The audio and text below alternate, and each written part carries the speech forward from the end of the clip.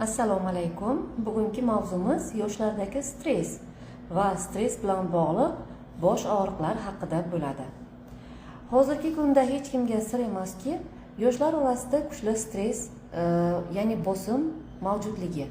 Xo'sh, bu bosim nimalar sababli yuzaga keladi?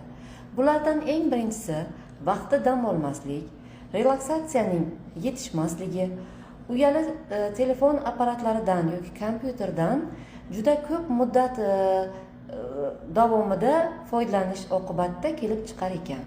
Xo'sh, bu stress nima bilan namoyon bo'ladi yoshlarimizda? Bu albatta bizda bosh og'riqlari bilan namoyish bo'ladi. Bosh og'riqlar bemorning ensa sohasida, chakka sohasida va ayrim holatlarda peshona sohalarida kuzatiladi va ayniqsa yoshlarimizda uyqu buzilishlari bilan birgalikda namoyon bo'lar ekan. Endi bu holatda biz yoshlarimizga nima tavsiya qilamiz?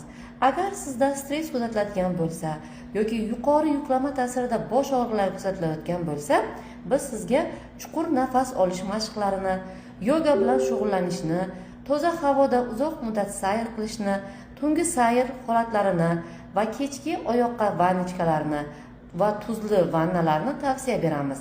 Va bundan tashqari uyali telefon apparatlaridan va kompyuterdan foydalanish muddatlarini cheklashni ham sizga tavsiya beramiz. Unutmang, sog'lig'ingiz o'z qo'lingizda. Agarda yuqoridagi qo'llaniladigan chora-tadbirlar oqibatida sizdagi bosh og'riq va uyqu buzilishlari tiklanmaydigan bo'lsa, albatta shifokor nevrologga murojaat qilishingizni tavsiya etamiz.